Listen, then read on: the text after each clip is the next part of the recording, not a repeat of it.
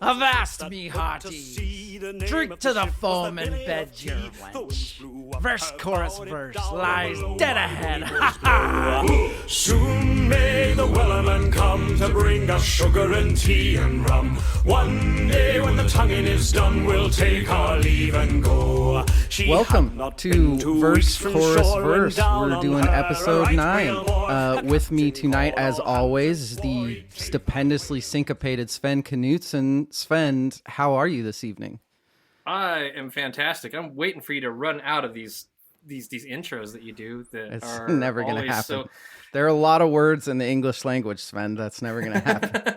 That's why you're the writer. We are not alone, though. We have an unbelievable voice with us this evening, the Barry White of Massachusetts. We have Bobby Waters. Bobby, how are you tonight? I'm doing great. How are you guys? We're fantastic. I'm like slightly intimidated by that manly voice, though. I no feel 22-year-old deserves to have a voice like that, man. That's incredible. It's nice. I enjoy it sometimes and the benefits that it brings, you know. So if you couldn't already tell from the couple lines that he's spoken, Bobby is a fantastic bass singer. I would say if you want to get a quick listen to him, go to his Tik Tok because he has a ton of stuff. I discovered a few weeks ago somehow, because I am very much the old curmudgeon man that barely even knows social media, but I got turned on to Shanty Talk, which for those of you that don't know, you need to check it out. It's really awesome. It was this phenomenon where a gentleman he was from Scotland, right? Yeah, he was from somewhere in the UK. I'm pretty sure it was Scotland. Nathan Evans? Yeah, Nathan Evans. He just went on TikTok and did this old shanty or whaler song, or I'm not sure exactly what the actual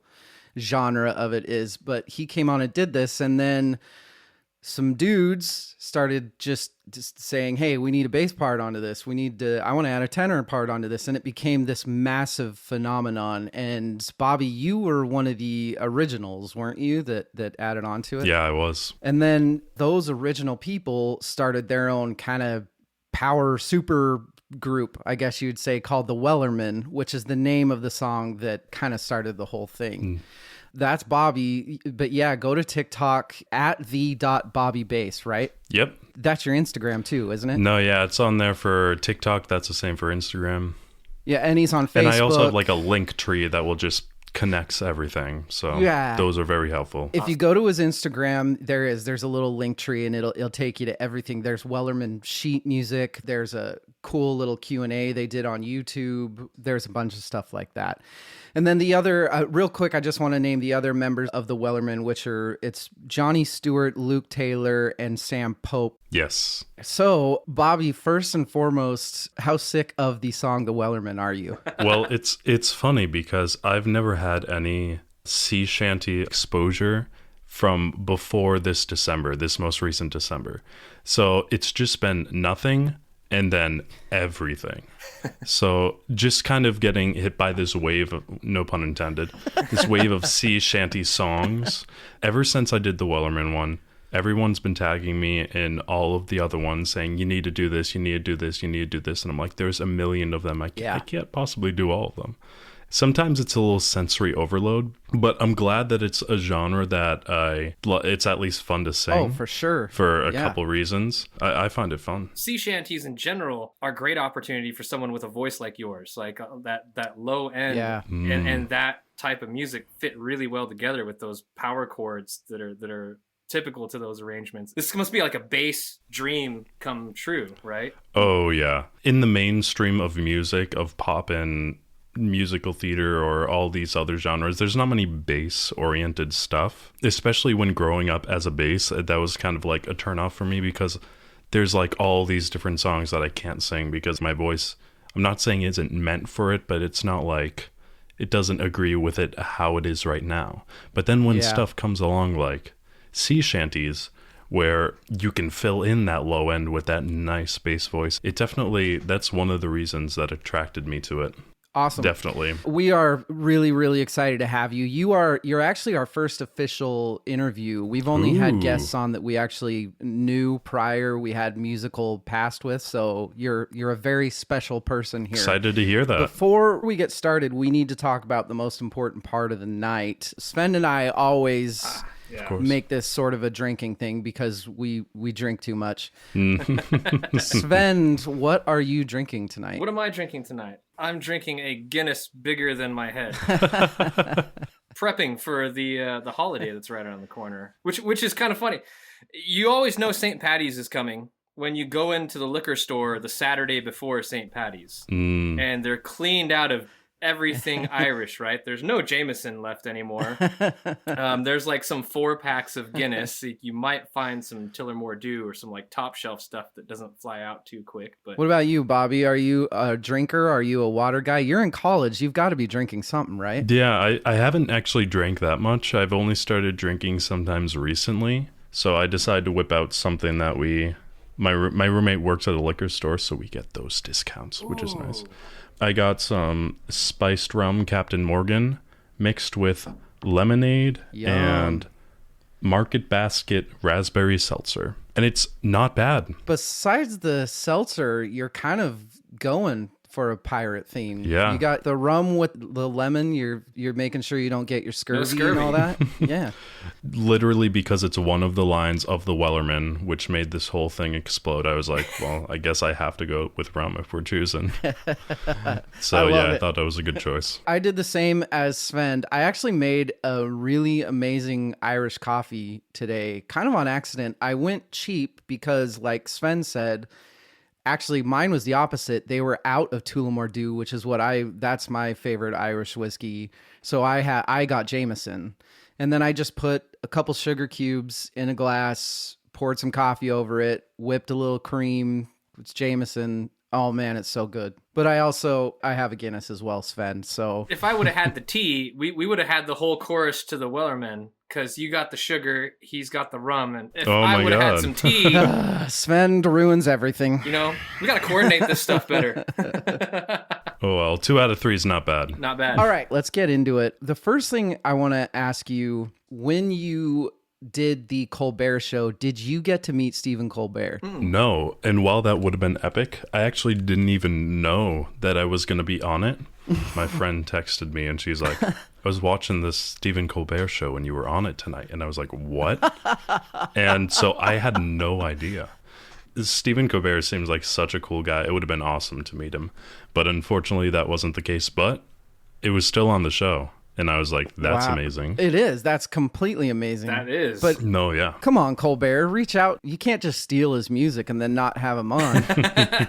As far as the industry, that's how everybody gets found, is one day you're doing whatever. You're singing in college, and then the next day you have 1.5 million fans. Kind of a two-parter question. A, what is that like? Has it changed your life in any real big specific ways? And B, what is that like in a COVID era where you can't really, you can't go out and meet people or anything like that? Well, that's a good question, because my TikTok is the thing that exploded for me. And I started that, it must have been, I had a TikTok for a while, but I didn't start making bass music on it until I think it was last June.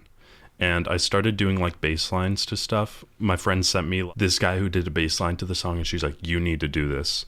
And I did it, and then I just kept doing more, and they kept like exploding more than any other videos that I started posting. Mm-hmm. So essentially my whole explosion on social media experience has happened during COVID, which kind of sucks, but is also like, I'm glad it happened at least. It's been kind of wild because I never really posted that much like music online for others to see. I had a YouTube channel, or I have a YouTube channel, but I hadn't really posted much on it.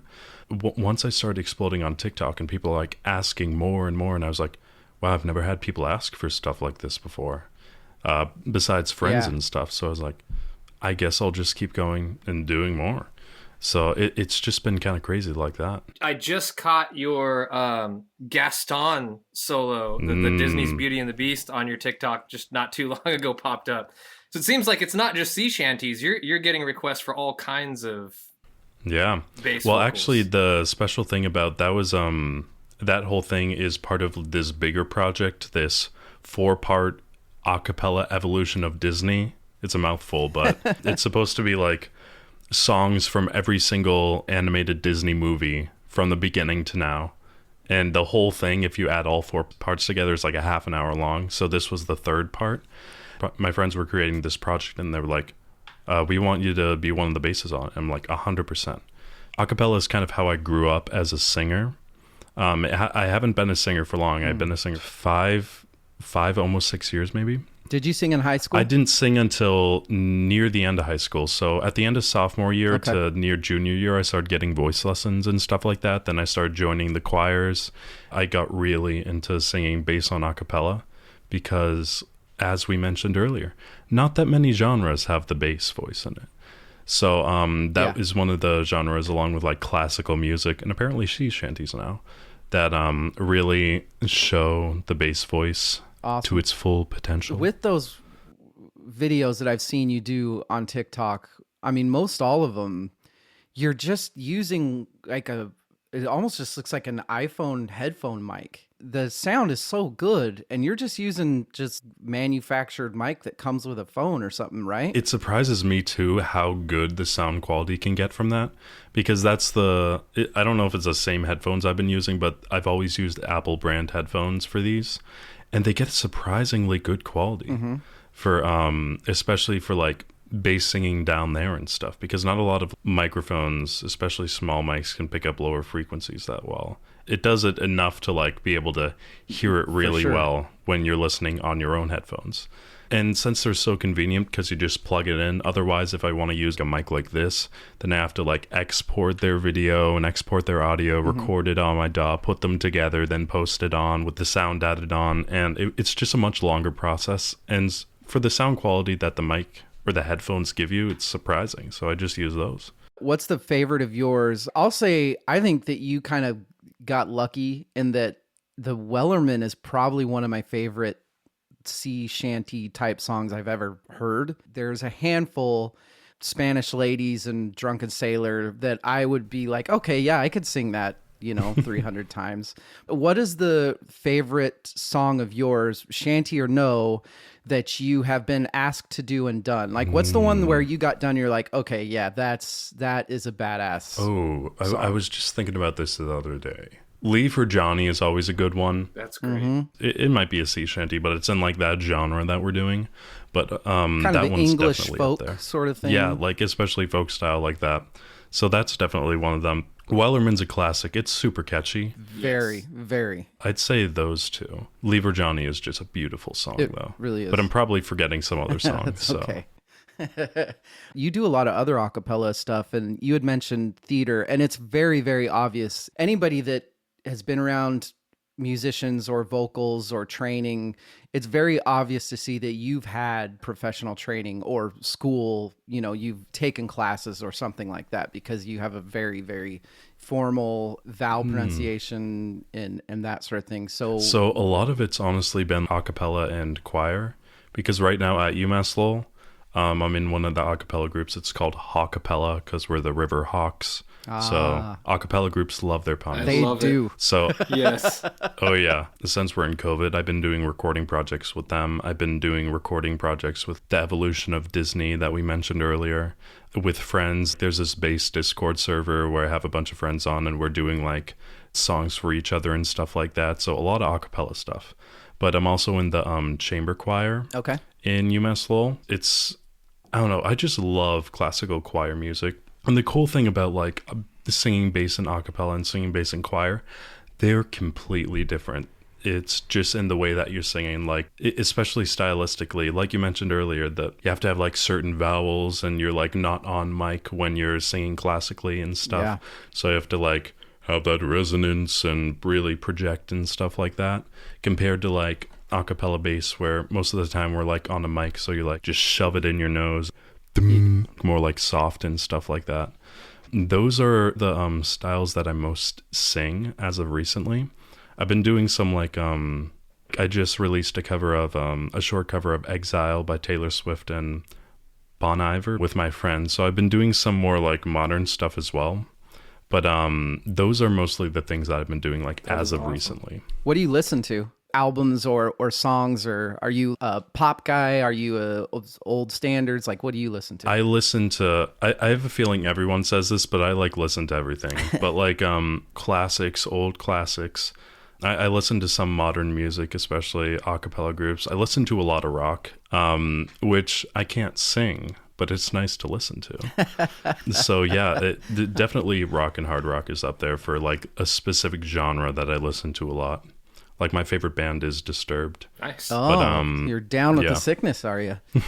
Oh, yeah. Svend, that speaking for myself, but I bet you agree. Svend and I have been around professional vocalists and training vocalists for a really long time. We're old geezers compared to you.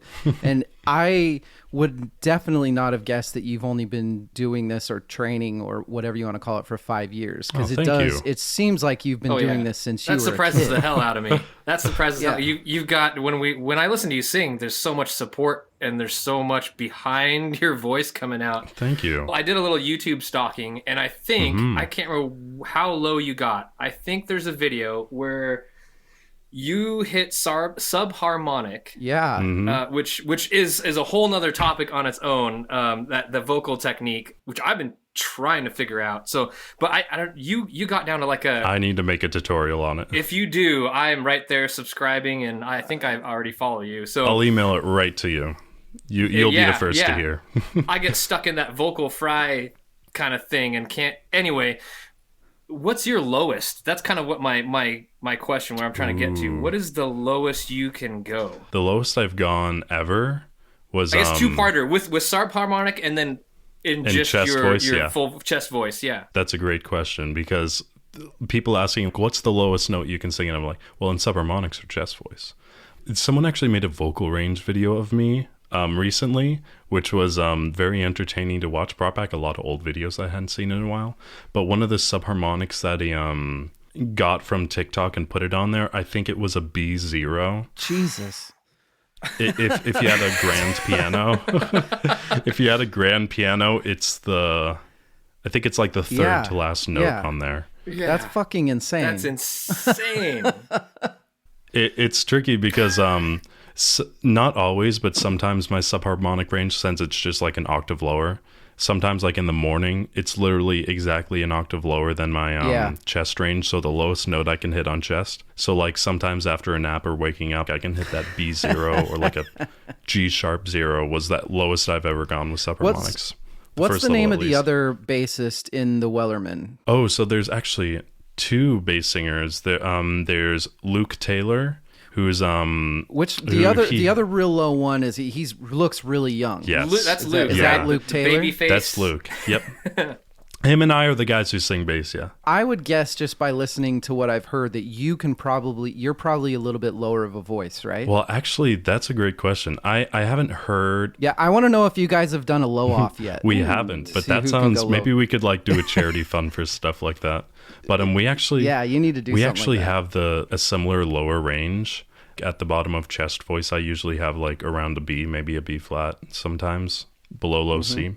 He has like usually around the same. Sometimes he has low A's and stuff. And he's also 19. And like he's this baby face looking dude and has the deepest voice ever. And it's insane. Like I the first time I found him was through the Wellerman. So we never had a low note off, but I'd put my money on him for chest voice at least. Whew. But I guess it depends on the day. The whole TikTok adding to somebody else's thing, was that a pretty common thing before the Wellerman? Oh yeah, there was that. That's essentially what I've been doing. Okay. Before that, I think the thing you're talking about is chains, which is not just one person duetting like another one, and then other people find that original video and just not add their voice onto the last person, but just like add their voice onto the original, compared to the Wellerman where people just kept adding on and adding on and adding on, which is called a chain. Okay. I've been in a couple of pretty big chains, the Wellerman being the biggest. There's been others. One that me and my friend started, this Misty Mountains one. Ooh, nice. Just the song from The Hobbit. Yeah. My friend and I, who's another incredibly low bass, his voice is nuts. I don't know how he does it. He started off and then I duetted with the harmony. And then suddenly you have these big buff Viking looking dudes with like the longest beards ever and the deepest voices ever adding on to that, and Johnny added onto it as well. I don't know when the duet function was implemented. Thank God for it, because I wouldn't be here otherwise. Yeah.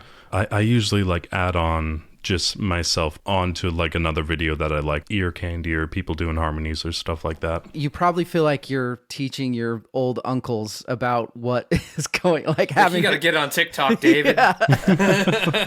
It's good because I had written off TikTok as just a stupid thing that I'm just going to say it, that morons were trying to get famous by doing moronic stuff. But this is it's for the kids, sir. It's an incredible thing that young people are doing, and that's awesome. It's so good to see. It really is. A lot of people give TikTok flack, not undeserved in some cases. There can be a lot of weird stuff on there.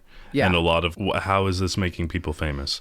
But not a lot of people look into the music side of TikTok because TikTok is very music friendly. I've met so many people that I'm now connected to and friends with. I'm on Discord servers with a bunch of other musicians on TikTok and stuff. I've collaborated with other people. Johnny, who I think he's saying baritone. Is Johnny the one that looks like he's been singing songs like the Wellerman? The red beard. He's always got like the Fisher red sweater hair. on. Yeah. The Fisher net jacket. Yeah, that's Johnny. I've known him for a while because we've collaborated before. And he's also connected to the acapella world. I feel like he's a guy who literally knows everyone. I've been talking to other people in this community and they're like, oh yeah, I know Johnny, or yeah, I've met Johnny. This is kind of sidetracking, but it's relevant because it's a cappella music. Do either of you guys remember the TV show The Sing Off? Yeah. With Ben Folds as a host and Sean from Boys to Men, and they always had like another rotating guest.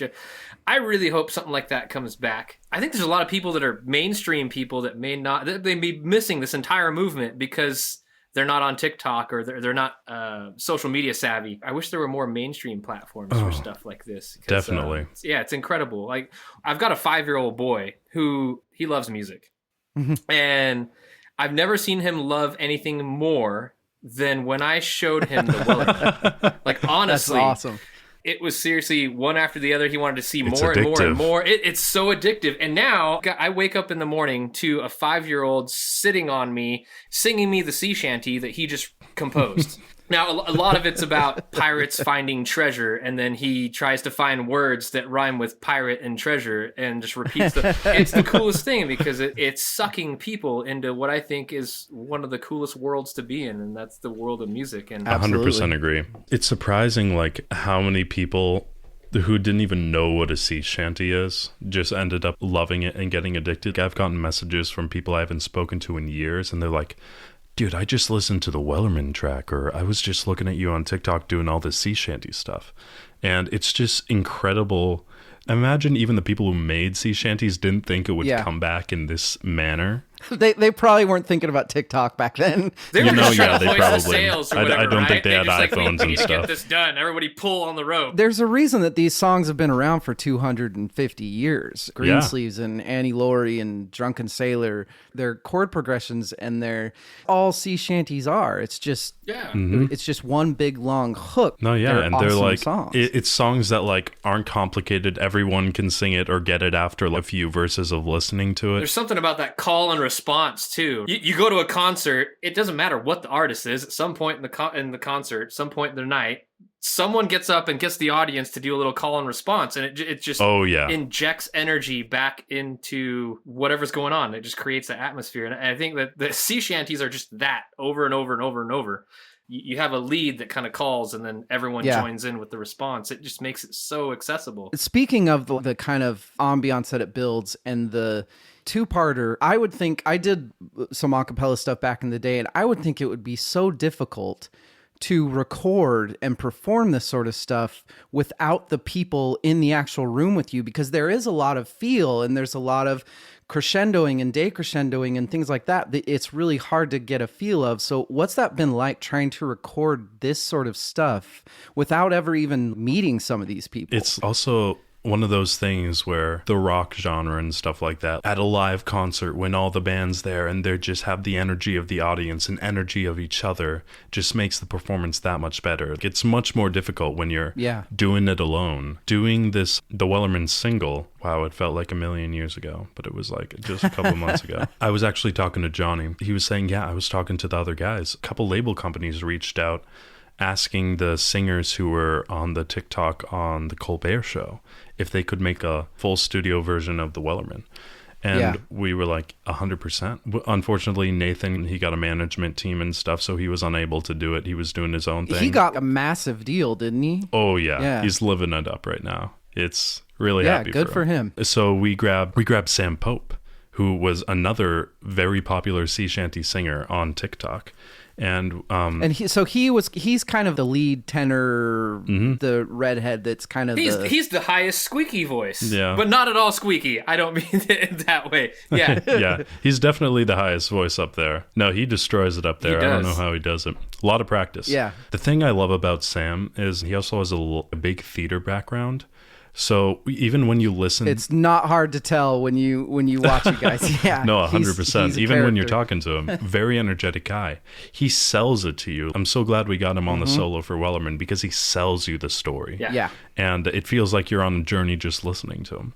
We also had a previous member, Aaron, who's still technically a member, but he's really busy with schoolwork right now, so he was unable to continue with us. So Sam, Luke, Aaron, Johnny, and I, we all started talking and we're like, okay, we need to get this out as soon as possible. Yeah. Thank God all of us had recording equipment at home. Thank God we also had Johnny on our team, who was a professional acapella mixer. Yeah. I don't know, just a coincidence of all these things coming together.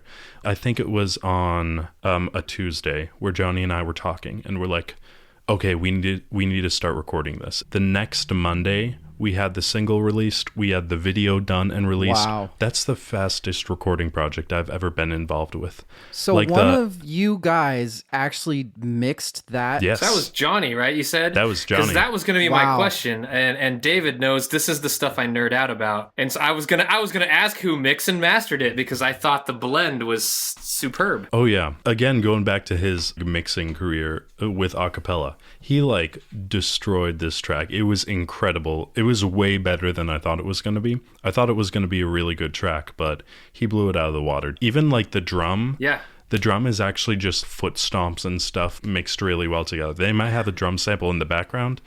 Technically, all this stuff was acapella. That makes me like it even more. That makes me really happy that one of you actually produced it. That's so cool. Yeah.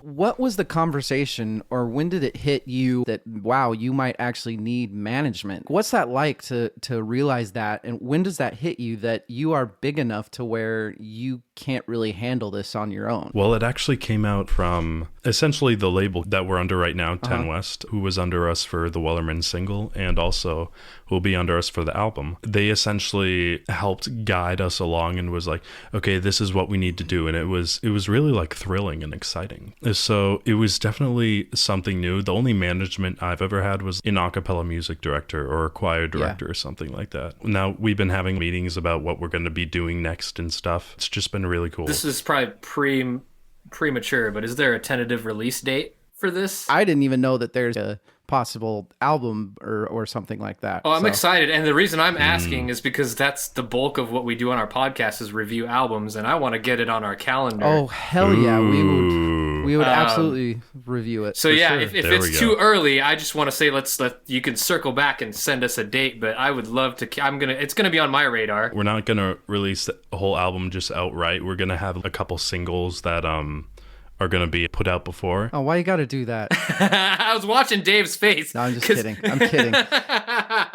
We've had a conversation before where I'm a real big album guy, and the new generation is big on coming out with singles and then releasing the album, and it drives me nuts. So I'm just giving you a hard time. It's called marketing, David. It's called marketing. I know. You gotta tease the album. I'm definitely guilty about more downloading single songs from albums from just listening to them straight through. Well, I think that's the whole world now, and that's why it's smart to do what you're doing. And I'm just an old guy. I don't want to get with the times. Obviously, we'll be able to release them a lot quicker than the whole album, so it will get people more anticipated, get them content earlier. A lot of songs people have been asking for, a lot of songs that some people might not have thought of. It's definitely going to be a really unique album, and I'm excited. And we're already in the recording process. Oh, so you aren't taking requests anymore? Okay, I'm just going to throw this out there because I see the poster in the background, but if there was a Game of Thrones theme that was a cappella, I feel like I would just I would die. That's awesome. That would be really cool, wouldn't it? You do kind of have the facial hair of one of the what are the guards called that protect the wall? The Night's The Watch. Night's Watch, yeah. Oh, that there you winter go. look, just get a lot of fur and some- layers on. A little frost. Get a sword. That'd be cool. So besides working on an album, what else do you have, or the group, or just you? What do you have coming up in the future? What do you looking So for? besides this album, I think the main things for me, I have a couple personal projects.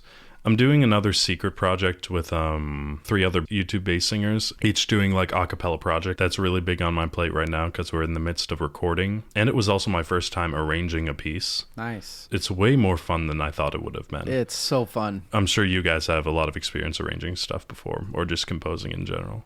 The evolution of Disney stuff, that's been really big for me recently. Part 3 just came out.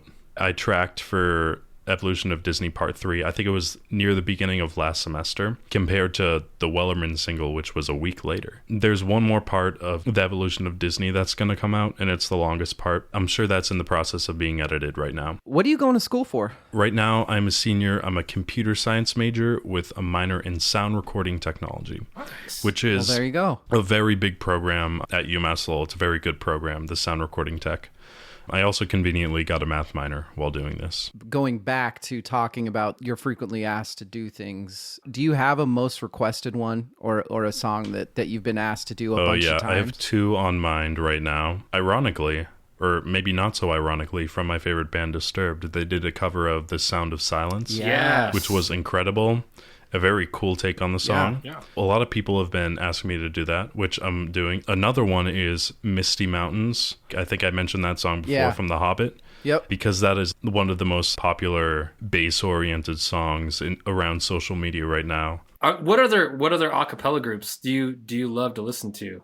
Oh, yeah, that's a great question. One of the reasons I started singing...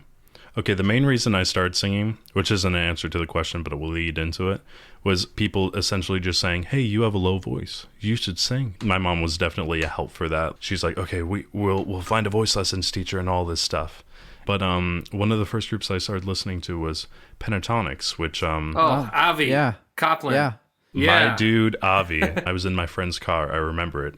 It was their cover of Cheerleader. Oh, yeah. I just sank right into the bass line. I'm like, this is grooving. I just love Avi Kaplan. I just followed him throughout this career of becoming a bass singer. I was featured in one of my friend's songs, his a cappella cover of Avi's The Summit. And I sent it to Avi. And Avi responded. Nice. Oh. And he was like a big fan of the cover. And we talked back and forth for a while. Wow. And it was just really cool because he was like the guy who got me started. Talking to him was incredibly surreal. I love that. The 3 main groups I listened to in high school was Pentatonics, Home Free, and Voice Play. They're all 5-person a cappella groups. Yeah. They have incredibly crazy talented bass singers. It is just insane how creative people can get. Like from the Nor'easters, if you guys haven't heard their cover of Bon Iver's, I think it's 715 Creeks. It's insane what they can do. Also, awesome. that year they won the ICCAs, which is like Collegiate. the competition in Pitch Perfect that was like based off of. My group actually competed in the ICCAs last year. So yeah, it was almost exactly a year ago. Everybody knock on wood. It seems like summer things are going to open back up. Have there been any talks for you guys about possibly meeting up or getting to do any sort of live shows or things like that? Do you have any? You're a pond across from the other 2 people. Oh yeah, definitely. Yeah. It's crazy. I've never been involved in like an international group like this. Acapella groups are so typically Philharmonics or things like that, where it's you have to be local, you have to be with each other, and you guys are very not. There hasn't been like any talks about live shows or anything because mostly we're just focusing on the album. But we've definitely been talking about meeting up sometime because my sister's actually going to film school in London right now, and I know Johnny's based in London, and some of the other guys are around the UK and stuff. Luke and I are the only US-based singers in the group. Once this COVID thing's over, meeting up with them, I'd just love to meet up in a pub, grab a few beers, just hang out. That's a pub I want to walk into. Yeah. I feel like there's something magical that's going to happen when this meeting occurs, and whoever's in that pub's going to like get a month-long tour where you just go into pubs and you have a few pints, and then all of a sudden you guys break out singing. Man, Just that start belting pub out. would just go insane. That sounds like a fun idea. Forget forget the concert stage. Just go to the pubs. Yeah. I'm sure you could get way more money there anyway. What age did your voice start becoming your voice? Did you have choir teachers in high school just hearing you talk in the halls and being like, join our choir? Kind of, because I wasn't really involved in any choir until near the end of high school. There was this audition for a play, and it was for a musical in my high school. That was the second musical I think I was in, and we had to sing any song. And my friend's like, you should sing the Grinch song. And I was like, ooh. Yeah, nice. That would be fun. I think I even did it in a lower key. Surprisingly, it's not that low in like the bass community. It only goes down to a low G or something. It's just because of the soloist, Thurl Ravenscroft, who's one of my favorite bass singers.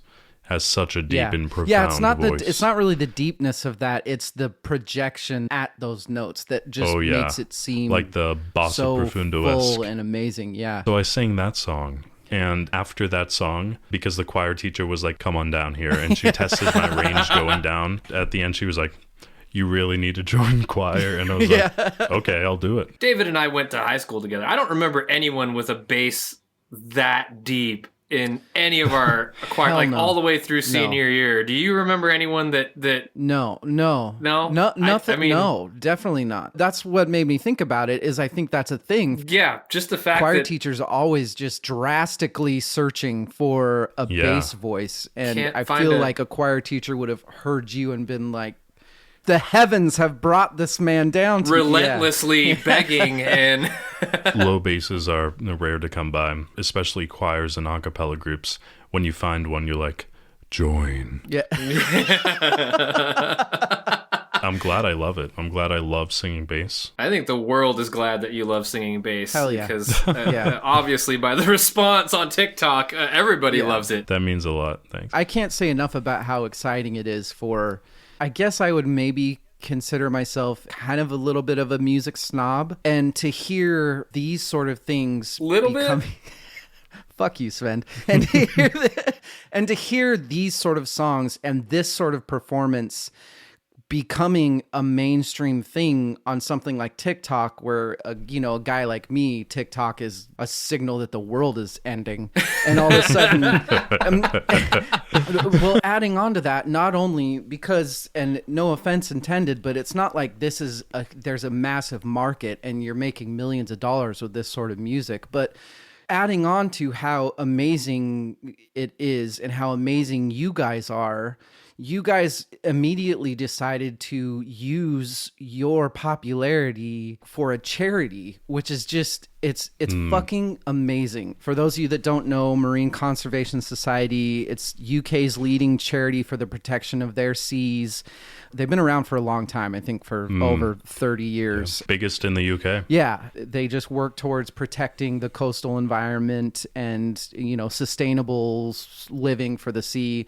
Talk about that a little bit, Bobby. What made you decide to do that? When we were talking with the label company, this was like one of the topics of conversation, making this single to be connected to the charity for the Marine Conservation Society.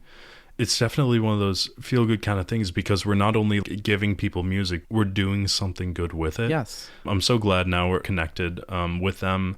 When we did that Q&A on YouTube, it was being streamed through their channel as well. It was definitely one of those big topics of conversation when it was coming to making this single. We went well over 1 million streams on Spotify. Yeah. Several million views on YouTube, and all that's going to them. So I'm glad that it's doing well. Awesome. So it's fantastic. Yeah, it's wonderful. It really is. What is a Wellerman? I take the song as, I know that when people would whale hunt, they had these little boats that they'd go out with harpoons on. And I take it as the Wellerman was the restocking guy that comes out and goes to the little boat to give you guys your rum and your... I think you got it. Ooh. Oh, I think Svend does. The Weller Company was a British-owned whaling company that operated out of New Zealand. The Wellerman was the ship from the Weller Company that was the supply ship that would come to restock the whaling ships. There we go. The more you know. That's fascinating. The Wellerman. And once Very again, much. for anybody that's listening, the Marine Conservation Society, any proceeds that the single The Wellerman makes go to, or how does it work exactly? So basically, any of us that go and stream the song Wellerman, by The Wellermen. Those proceeds, like whether it's Spotify or whatever the streaming platform, just listening proceeds from those streams go to benefit marine conservation. It's going right to them. Exactly. So just stream the song a lot. Even if you don't like it, just put it on mute, stream it in the background.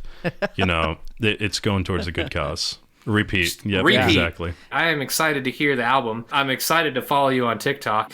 This entire sea shanty movement has actually dragged me into the TikTok world more.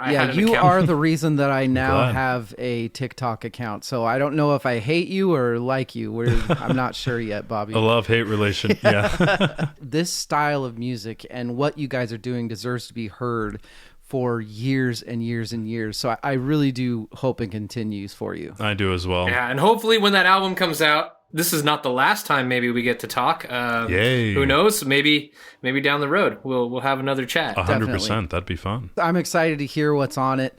Bobby, you are a fantastic guy. For everybody that's listening, once again, at the.BobbyBass, that's his Instagram, his TikTok. You go to his TikTok and he's got a ton of just fantastic videos that you can check out. Check out the Wellermen. It's for a great cause, and who cares if it's for a great cause, because it's an awesome fucking song that's just perfectly produced. I love it. Your kids will love it. Everybody loves it. You can get the sheet music through his links. That's right. Yeah. Good luck with the rest of college and with all of this crazy Wellerman stuff that somehow happened. Thank you so much for inviting me to this. Yeah, it's so great to meet you in the chat. Yeah, you too. As far as I've heard, the fight's still on, the line's not cut, and the whale's not gone. The Wellerman makes his regular call to encourage the captain, crew, and all. Soon may the Wellerman come to bring us sugar and tea and rum. One day when the tonguing is done, we'll take our leave and go. We are back. Svend, we just interviewed an amazing young gentleman in Bobby Waters. Bobby Waters. I'm blown away by guys like Bobby that are, well, he's young. I'm trying to think back to what I was doing when I was 22.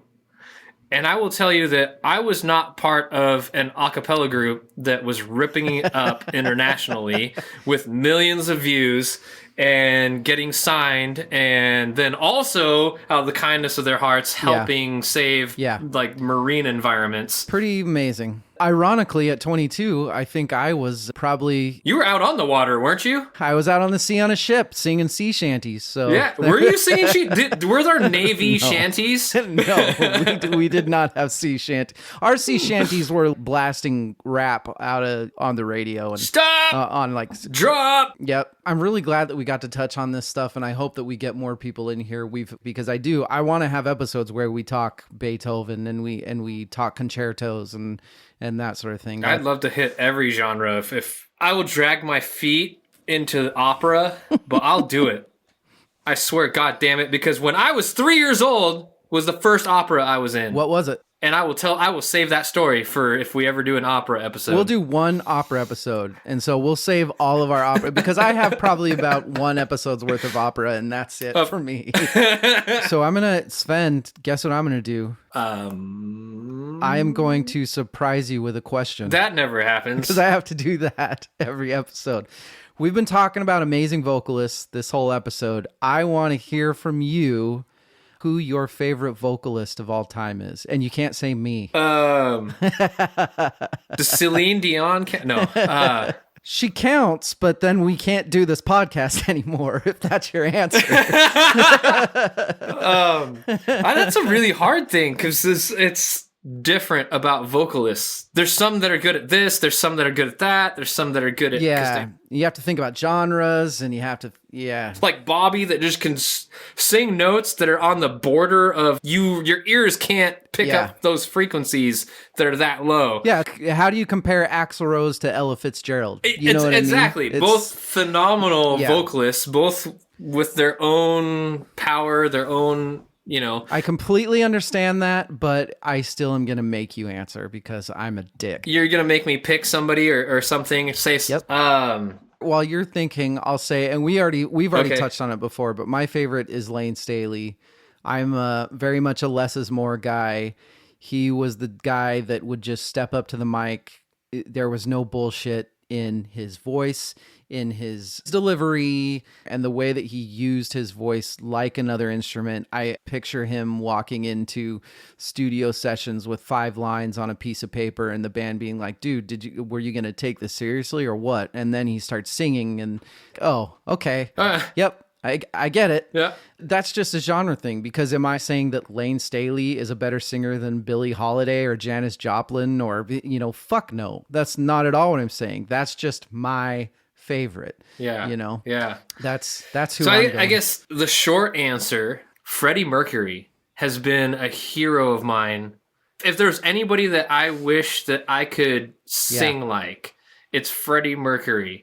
Because his delivery and the intensity, and then how he can sing high, man. Holy cow. One of my favorite go-tos of a song when I'm wanting to feel somebody singing to me, Somebody to Love. Yes. Is just, every time I listen to that, I just melt into it. And I always sing along with, like, when they do the breakdown with the, I need somebody to love.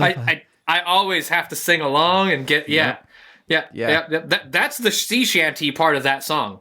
I think he grabs attention. Yes. The minute he starts singing, it just grabs attention. Mm-hmm. So that's pretty much it for episode 9. This was terrific. Bobby was just a terrific guy doing terrific things. I couldn't be happier with our first interview.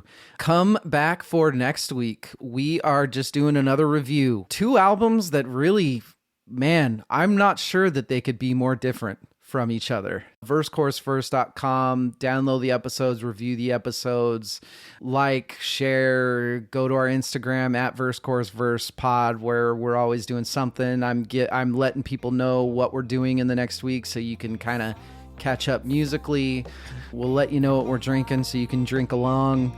All that good stuff. Svend, as usual, it's awesome to see you. I have grown to hold these nights sacred that I get to hang out with you. We will see everyone next week. I